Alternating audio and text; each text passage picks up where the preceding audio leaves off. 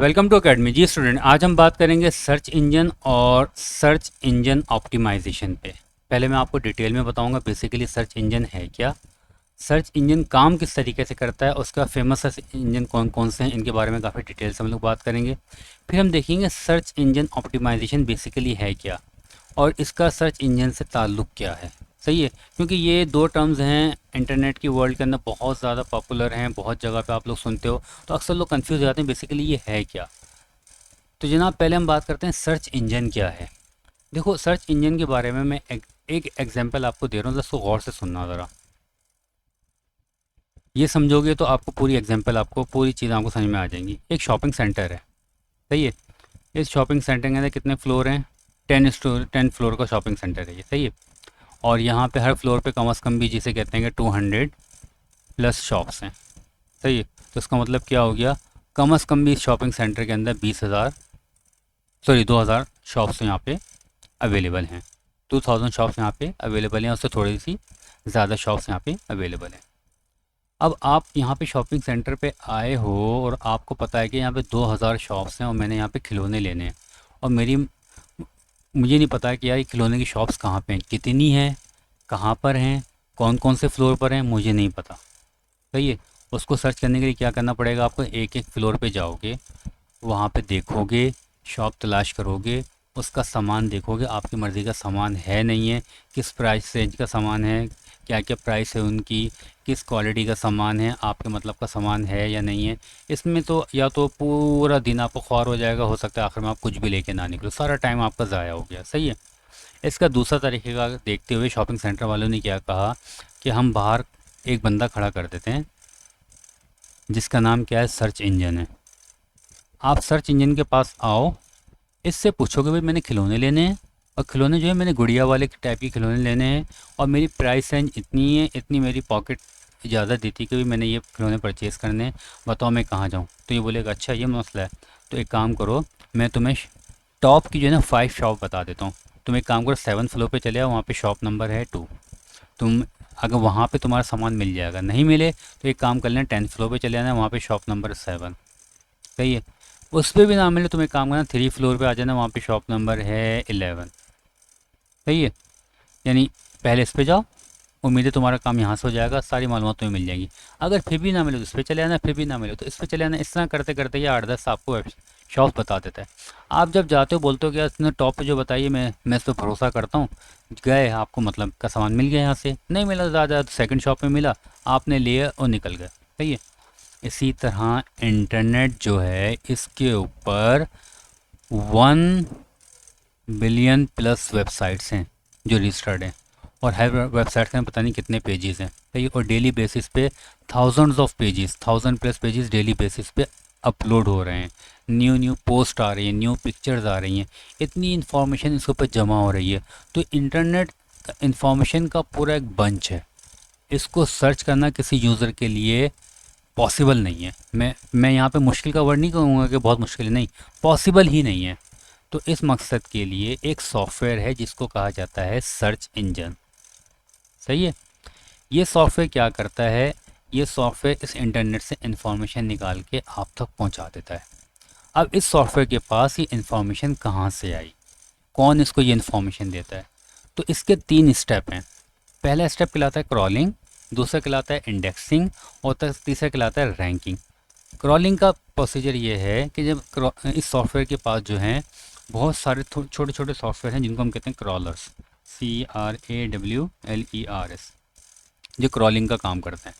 इसकी मिसाल क्या है कि इस बंदे के पास जो है 10 बंदे हैं, इस बंदे के अंडर में 10 पर्सन और हैं। सही है। इसने हर पर्सन को ड्यूटी दे दी, तुम फ्लोर 1 पे जाओगे, तुम फ्लोर 2 पे जाओगे, तुम फ्लोर 3 पे जाओगे, तुम फ्लोर 4 पे जाओगे, और उस तरह करते करते तुम फ्लोर 10 पे जाओगे। 10 बंदों की ड्यूटी इस बंदे ने लगा दी है सबकी। और हर फ्लोर पे तुम लोग जाओगे और तुम वहाँ की शॉप्स देखोगे, वहाँ की ईच एंड एवरी इन्फॉर्मेशन वहाँ से जमा करोगे, ला के मुझे दोगे ताकि आने वालों को मैं बताऊँ। तो क्रॉलर्स यही काम करते हैं। क्रॉलर्स जो हैं हर वेबसाइट पे जाते हैं, उनको चेक करते हैं, इनका काम ही ये मुस्तकिल यही काम कर रहे होते हैं। ये इस प्रोसेस कहलाता है, क्रॉलिंग का प्रोसेस कहलाता है। वहाँ से इंफॉर्मेशन लेते हैं, लेते हैं, लेते हैं, ले लेके वो सर्च इंजन का एक सर्वर रूम होता है, सर्वर जहाँ पे सर्च इंजन के सर्वर लगे हुए होते हैं, सारी इन्फॉर्मेशन इसमें आके जमा होती है। जब सारी इन्फॉर्मेशन इसमें जमा होती है तो यहाँ पे प्रोसेस आता है इंडेक्सिंग का। इंडेक्सिंग क्या करता है? इंडेक्सिंग ये करता है, हाँ भाई ये जो वेबसाइट की इन्फॉर्मेशन मेरे पास आई है, ये वेबसाइट ये वेबसाइट ये वेबसाइट ये 5-6 वेबसाइट है, इनको न्यूज़ की कैटेगरी में डाल दो। कोई न्यूज़ का बोलेगा ना, उसको ये वेबसाइट दिखाएंगे। अच्छा भाई ये वेबसाइट ये वेबसाइट ये वेबसाइट ये वेबसाइट, इसको स्पोर्ट्स की कैटेगरी में डाल दो। कोई स्पोर्ट्स की वेबसाइट बोलेगा, हम ये वाली दिखाएंगे। ये वेबसाइट ये वेबसाइट ये वेबसाइट ये वेबसाइट, ये सारी एजुकेशन कैटेगरी में डाल दो। कोई एजुकेशन इन्फॉर्मेशन लेगा, हम उसको ये दिखाएंगे। और इसके अंदर ये सबकी रैंकिंग कर देते हैं कि हाँ भाई सबके इन्फॉर्मेशन यहाँ पर डाल देते हैं। तो ये इन्फॉर्मेशन डालने के बाद ये इसकी रैंकिंग करते हैं। हाँ भाई ये टॉप की वेबसाइट है, न्यूज़ की, ये न्यूज़ की कैटेगरी में इन्होंने हम 5 वेबसाइटें डाली हैं। हाँ भाई ये वेबसाइट टॉप पे रहेगी, ये दूसरे पे, ये तीसरे पे, ये चौथे पे, पाँचवें पे, छठे पे। सही है। एज़ पर यूज़र की जो रिक्वायरमेंट के लिहाज से वो ये डिसाइड कर लेते हैं। अब जब एक यूज़र आता है, वो बोलता है कि भाई मुझे न्यूज़, वो लिख देता है अपने क्या, आपने अपना सर्च इंजन के सॉफ्टवेयर पे। सर्च इंजन जो है जाता है अपने डेटाबेस में, वहाँ से न्यूज़ की टॉप की वेबसाइट उसको निकाल के सामने रख देता है। फिर सेकंड नंबर पे जो आती है उसको रख देता है, थर्ड पे जो आती है उसको रख देता है, फोर्थ पे जो आती है उसको रख देता है। आप पहली दूसरी तीसरी वेबसाइट ज़्यादा देखते हो, वहाँ से आपको अपनी मर्ज़ी की न्यूज़ मिल जाती है। ओके भाई काम ख़त्म हो गया। बस ये है सर्च इंजन का मेन काम। अभी सर्च इंजन ने ये सारा काम किया है, तो इसको सारी इन्फॉर्मेशन किसने दी? इन क्रॉलर्स ने दी है, क्रॉलिंग के प्रोसेस ने दिए। फिर इंडेक्सिंग हुई, उसके बाद फिर इसकी रैंकिंग हुई। सही। अब दुनिया के अंदर खाली हमने अब तक सुना है कि गूगल एक सर्च इंजन है। जनाब गूगल खाली सर्च इंजन नहीं है, गूगल के अलावा भी आस्क के नाम सर्च इंजन है, याहू एक सर्च इंजन है, बैडू जो क्या नाम अपना चाइना का सर्च इंजन है, बिंग जो है माइक्रोसॉफ्ट का सर्च इंजन है, डक डक गो ये एक सर्च इंजन है, AOL ये सर्च इंजन है। सही है। लेकिन पूरी दुनिया के अंदर 91% जितनी भी क्यूरीज आती हैं पूरी दुनिया से, वो समझ लो कि गूगल उसको हैंडल करता है। एक एक दिन में 1 ट्रिलियन प्लस क्यूरीज का रिप्लाई ये करता है। यानी गूगल इतना बड़ा सर्च इंजन है, गूगल के पास जो सर्च इंजन का सॉफ्टवेयर है, उसका डेटाबेस, उसके क्रॉलर्स इतने ज़्यादा हैं, इतनी ज़्यादा उनके पास इंफॉर्मेशन है कि वो एग्जैक्ट इन्फॉर्मेशन निकाल के अपने पास रखते हैं और लोग उस पर ट्रस्ट करते हैं, क्योंकि गूगल के क्रॉलर्स जो हैं सही इन्फॉर्मेशन लेकर आते हैं एज़ कम्पेयर टू अदर्स। मैं ये नहीं बोल रहा कि याहू के क्रॉलर सही गलत इन्फॉर्मेशन लाते हैं या आस्क के क्रॉलर गलत इन्फॉर्मेशन लाते हैं, लेकिन इनके इतने रिसोर्सेज नहीं हैं, इनके क्रॉलर्स इतने पावरफुल नहीं, इनके सॉफ्टवेयर इतने पावरफुल नहीं है एज़ कम्पेयर टू गूगल। और फिर दूसरी बात यह है कि जिसका एक बार नाम चल जाता है ना, फिर वो बादशाह बन जाता है। तो गूगल इस वक्त बादशाह बन चुका है।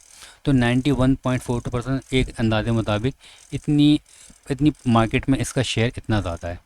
उसके बाद बिंग है, बैडू है, इसका याहू है, इंडेक्स के नाम से, डक डक गो के नाम से मुख्तलिफ सर्च इंजन मौजूद हैं जिनके थोड़ा बहुत शेयर मार्केट में उनका मौजूद है।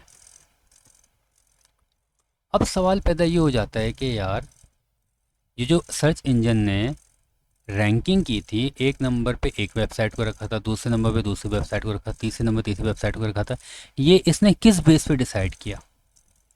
क्रॉलर्स ने तो नहीं बोला था कि भाई तुम इसको 1 पे रखो, इसको 2 पे रखो, इसको 2 पे 3 पे रखो। क्रॉलर्स ने बोला नहीं था, लेकिन क्रॉलर्स ने कुछ इन्फॉर्मेशन दी थी। इसकी मिसाल मैं आपको समझाऊँ किस तरीके से?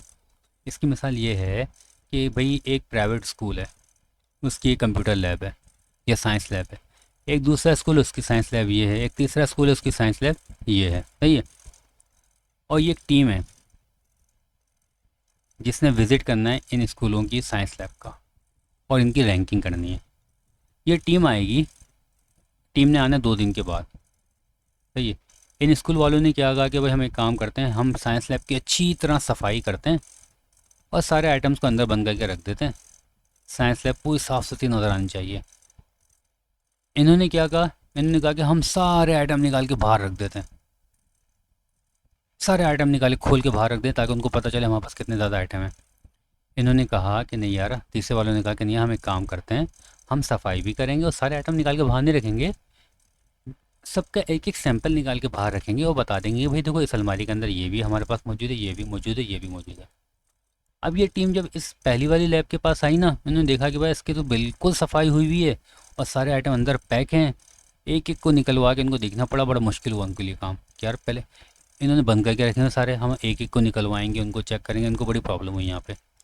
दूसरे वाले के पास आए, इन्होंने देखा कि इन्होंने सारी खोल के रख दी हैं, मुसीबत यहाँ पे चलने मसला हो गया, यहाँ पे तो उनको चेक करने मसला हो गया। तीसरे के पास है, बोले ये लोग सही हैं, इन्होंने एक एक सैंपल बाहर रखा और अंदर सारे रखे हुए हैं, हम किसी को भी हम इन्विजिलेट कर सकते हैं, चेक कर सकते हैं। उन्होंने कहा ये वाले स्कूल वाले बड़े ज़बरदस्त हैं। तो ये क्रॉलर्स जो होते हैं ना, जब आपकी साइट पर आते हैं तो वो देखते हैं कि आपकी साइट की अरेंजमेंट कैसी है, आपकी साइट पे कंटेंट कितना है, आपकी साइट पे कीवर्ड कौन से डले हुए हैं, आपकी साइट सोशल मीडिया पे कितना शेयर हुई हुई है, आपकी साइट की स्पीड कितनी है। सही है, वो सारी सेटिंग देखते हैं। सही। और ये सेटिंग कौन करता है? ये सेटिंग करता है SEO। जिस तरह यहाँ पे ये सेटिंग इनका एक इंटेलिजेंट टीचर था उसने की थी। सही है, यहाँ पे भी टीचर थे। सही है, यहाँ पे भी टीचर थे, लेकिन क्या है, और ये भी इंटेलिजेंट होंगे, नो इशू, लेकिन इनको इसकी सेटिंग का आइडिया नहीं था। इनको पता था इक्विपमेंट ऑपरेट कैसे करना है, इनको भी पता है कि इक्विपमेंट ऑपरेट कैसे करना है, लेकिन ये जो टीचर है इसको ये तो पता है कि इक्विपमेंट ऑपरेट कैसे करना है, और दूसरा इसको ये भी पता है कि इक्विपमेंट को अरेंज कैसे करना है, साइंस लैब को अरेंज कैसे करके रखना है। तो ये डिपेंड, तो ये SEO कहलाता है। क्या कहलाता है? SEO। जिसका SEO, सर्विस इंजन ऑप्टिमाइजेशन, जिसका जितना ज़्यादा अच्छा होगा, सही है, उसकी रिपोर्ट क्रॉलर्स उतनी अच्छी आगे देंगे। जब उतनी अच्छी आगे रिपोर्ट जाएगी तो उतनी ही अच्छी उसकी इंडेक्सिंग होगी, उसकी रैंकिंग होगी। आई होप आपको ये बात समझ में आ गई होगी। और दूसरी बात, मैं लास्ट में एक बात बताऊँ, ये जो इंटरनेट पे कोर्सेज अवेलेबल हैं कि यार 1 घंटे में SEO कर लें, 2 घंटे में SEO कर लें, ये SEO करना इतना हल्का काम नहीं है। कम से कम भी अगर आप SEO सीखने बैठो ना, समझ लो 3 से 6 महीने का कोर्स होता है कम से कम। एक एक चीज़ आपको देखनी पड़ती है, वेबसाइट की स्पीड देखनी पड़ती है, कंटेंट देखना पड़ता है, बैकलिंकिंग देखनी पड़ती है, कीवर्ड्स देखने पड़ते हैं, सोशल मीडिया पे मार्केटिंग करनी पड़ती है, एनालिटिक्स के टूल को देखना पड़ता है, काफ़ी चीज़ें उसको देखनी पड़ती हैं आपको। उसके बाद फिर जाके आपकी वेबसाइट अरेंज होती है। क्रॉलर्स के लिए आसान होता है, इन्विजिलेशन टीम के लिए आसान होता है आपकी वेबसाइट को पढ़ना, आपको रीड करना और आपकी आगे रैंकिंग बनाना। फिर जब रैंकिंग बन जाती है, सर्विस इंजन के पास कोई भी क्यूरी आती है तो सर्विस इंजन आपकी वेबसाइट निकाल के सामने रख देता है। आई होप कि आपको SEO का फंक्शन भी समझ में आ गया होगा और आपको सर्च इंजन का काम भी समझ में आ गया होगा। ओके जनाब, नेक्स्ट वीडियो तक के लिए अल्लाह हाफिज़।